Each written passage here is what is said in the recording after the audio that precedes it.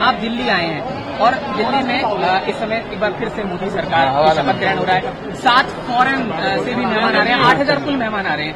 तो एक बार प्रतिक्रिया जरूर दे दीजिए। जहां बात ये हो रही है कि जेडीयू और चंद्रबाबू नायडू की बात हो रही है कि वो सपोर्ट में है, तमाम अलग अलग बातें भी हो रही है, उसको लेकर आपकी प्रतिक्रिया। देखिए, ये जो मार्केटिंग है ना मोदी जी की, इसी में तो 10 साल बीत चला गया। देश की अधिक इकोनॉमी कहाँ गई? मार्केटिंग पे ही तो गई। अब 8,000, 10,000 आप क्या बुलाना चाह रहे हैं, क्या दिखाना चाह रहे हैं? पहले देश के इंटरनल जो रिफ्लेक्ट है उसको तो अच्छा करिए, देश के आंतरिक ऊर्जा को भी मजबूत करिए और इकोनॉमी की जो स्थिति है उसको भी मजबूत कीजिए। कहावत है देश में मेहमाने ने बाहर, तो मोदी जी का अपना तरीका है, उसमें हम इतना ही कह सकते हैं कि यदि आप मेहमान को ला रहे हैं तो उनको इस प्रदेश के बिहार, उत्तर प्रदेश, बंगाल का गरीब के गांव भी दिखाइए कि आप 10 साल में, और बनारस भी दिखाइए कि 10 साल में आपने, और जाकर के मेरा रिक्वेस्ट है राम अयोध्या भी दिखाइए जहां पर आपके कैंडिडेट हार गए, जहां पर आपकी सरकार ने 1 रुपया जमीन की अयोध्या के लोगों को नहीं दिया, नतीजा आप हारे और अब आप वहां तंग कर रहे हैं, लोगों को धमकी दे रहे हैं और सारे गुजराती बिजनेसमैन को बैठा दिए, बनारस में भी गुजराती बिजनेसमैन को बैठा दिए। तो आप उनको भी दिखाइए, सिर्फ ये चक्काचौंध मत दिखाइए। मोदी जी इन्हीं चीजों में माहिर हैं। अपने फेस वैल्यू के लिए देश की जनता गरीब रह जाए, युवा बेरोजगार रह जाए, किसान गोली खाते रह जाए, महिलाओं का शोषण होते रहे, महिलाओं का अनरेस्पेक्ट होते रहे, महिलाओं की ओडीपी ना बने, ओडी नहीं बने, महिलाओं का उज्ज्वला योजना ना मिले, महिलाओं को आयुष्मान ना मिले, उससे कोई मतलब नहीं है।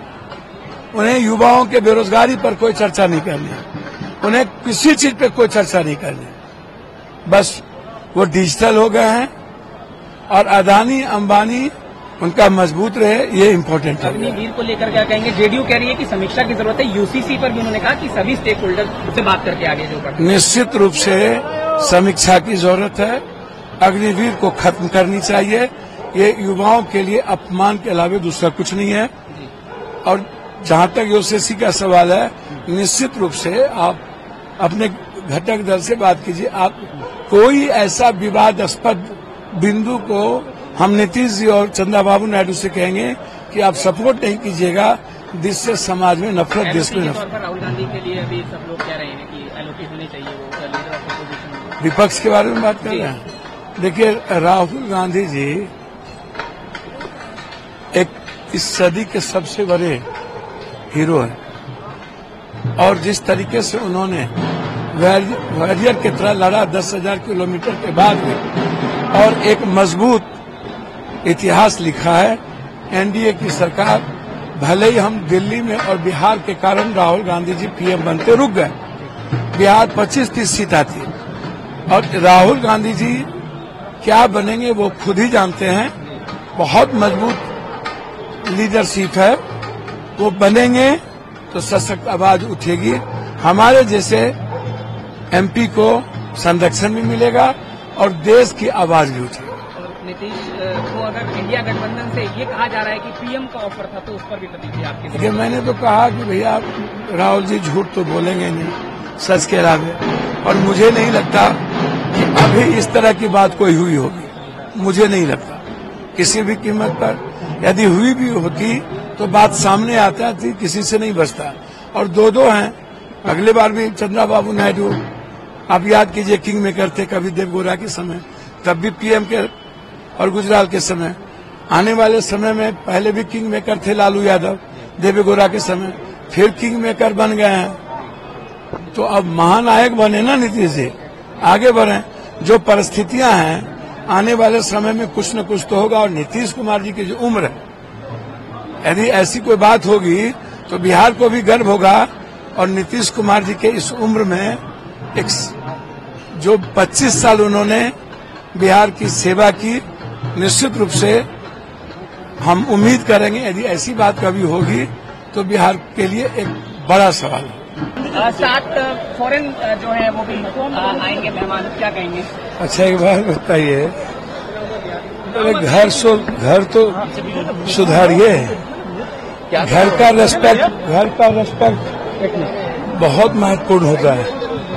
और बाहर में जिस तरीके से हम भारत में हमेशा धर्म की राजनीति करते हैं, हिंदू मुसलमान की, कास्ट की, क्रीड की, इससे बाहर में हिंदुस्तान की साख गिरती है।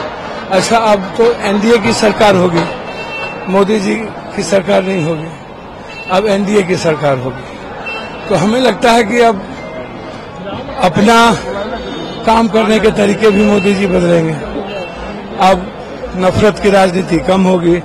अब लोकतंत्र, अब संविधान को सबसे पहले उन्होंने जाके माथा टेका, तो उन्हें संविधान का एहसास हुआ न पहली बार। अब अभी आप देखिएगा, प्रफुल्ल पटेल के सारे केस कल उठा लिए गए, सारे केस उठा लिए गए, और लालू यादव जी के तीसरे बेटे का भी नाम दे दिया गया तेज प्रताप का केस में, चार्जशीट कर दिया गया। तो इन सब चीजों से मोदी जी को बचना होगा कि एक दूसरे को फंसाने की प्रक्रिया। राजनीति विकास की होगी। मोदी जी बने हैं तीसरी बार, हम भी अपेक्षा रखेंगे, मेरे भी प्रधानमंत्री हैं, कि भारत में संविधान के मुताबिक सरकार चले, भारत में अमन हो, प्रेम के साथ सरकार चले, और गरीब परस्त योजना पर सबको काम करनी चाहिए। हम बिहार में विशेष राज्य का डिमांड करेंगे, विशेष पैकेज का डिमांड करेंगे। बिहार के में हम हाई डैम का डिमांड करेंगे, जिसके कारण आज पूरा उत्तर बिहार में बाढ़ आती है। और जितने बंद पड़े फैक्ट्रियों के लिए हमारी आवाज उठती रहेगी। लेकिन एक आग्रह है नीतीश जी से, जिन्होंने चरणबंद किया है, तो चलिए उनका संस्कार है, बिहार ने संस्कार दिया। और चिराग जी से कि अब तो आपके रहमो करम पर सरकार होगी। पहले आप वादा लीजिए कि जो 69% आरक्षण अत्यंत पिछड़ी जाति दलितों को आपने यहाँ दिया, कोटा बढ़ाया, क्या अब देश में आपकी ये योजना है? आप सरकार को आप देश में 69% आरक्षण दिलवाएंगे? और दूसरा, जब आपने कांग्रेस के नेतृत्व में सरकार थी बिहार में और जाति जनगणना आपने करवाई, तो मैं जानना चाहूंगा कि क्या जाति जनगणना आप पूरे देश में करवाएंगे? ये मेरा 2 महत्वपूर्ण है। तीसरा, इतने हैं आग्रह कि संविधान के मुताबिक तीसरी सरकार चले, ताकि भारत को संविधान से भरोसा न उठ पाए, लोकतंत्र बचे। और चौथा, बिहार को विशेष राज्य का दर्जा और विशेष पैकेज।